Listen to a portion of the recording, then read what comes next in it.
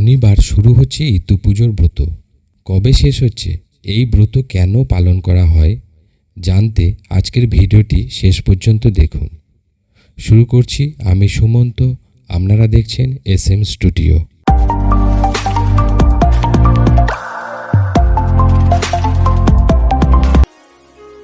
বাংলার বিভিন্ন ব্রতের মধ্যে ইতু পূজার ব্রত উল্লেখযোগ্য। ইতু পূজা সাধারণত মহিলাদের ব্রত। কার্তিক মাসের সংক্রান্তির দিন থেকে এই ব্রত শুরু হয়। পুরো অঘ্রাণ মাস ধরে এই ব্রত পালন করা হয়।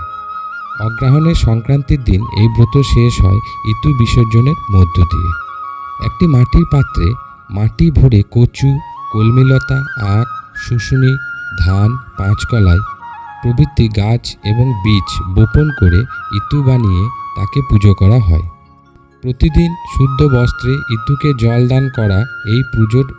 এছাড়াও প্রতি রবিবার ব্রাহ্মণ দিয়ে নৈবেদ্য সহযোগে পুজো করাতে হয় এবং ইতুর ব্রতকথা শুনতে হয়।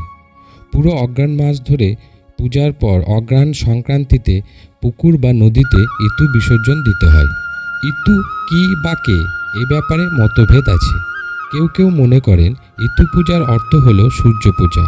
এই কারণেই অঘ্রাণ মাসের প্রত্যেক রবিবার ব্রাহ্মণ দিয়ে ইতুর পুজো করানো হয়। কেউ কেউ আবার মনে করেন ইতু পূজা করার অর্থ হল ইন্দ্রদেবের পুজো করা। পুজো যে দেবতারই হোক না কেন, পুজোর মূল উদ্দেশ্য হল সংসারে কল্যাণ এবং শ্রীবৃদ্ধি ঘটানো। ভক্তি ভরে ইতু পূজার ব্রত করলে আর্থিক উন্নতি এবং সংসারে শ্রীবৃদ্ধি লাভের সঙ্গে সঙ্গে মনোবাসনাও পূরণ হয়। বিশুদ্ধ পঞ্জিকা সিদ্ধান্ত অনুসারে শ্রী শ্রী ইতু পূজা শুরু হচ্ছে বাংলা 30শে কার্তিক শনিবার, ইংরাজি 16ই নভেম্বর শনিবার। শ্রী শ্রী ইতু পূজা শেষ এবং বিসর্জন বাংলা 29শে অগ্রহায়ণ রবিবার, ইংরাজি 15ই ডিসেম্বর রবিবার। গুপ্ত পেশ পঞ্জিকা অনুসারে শ্রী শ্রী ইতু পূজা শুরু হচ্ছে বাংলা 30শে কার্তিক শনিবার, ইংরাজি 16ই নভেম্বর শনিবার। শ্রী শ্রী ইতু পূজা শেষ এবং বিসর্জন বাংলা 30শে অগ্রহায়ণ সোমবার, ইংরাজি 16ই ডিসেম্বর সোমবার।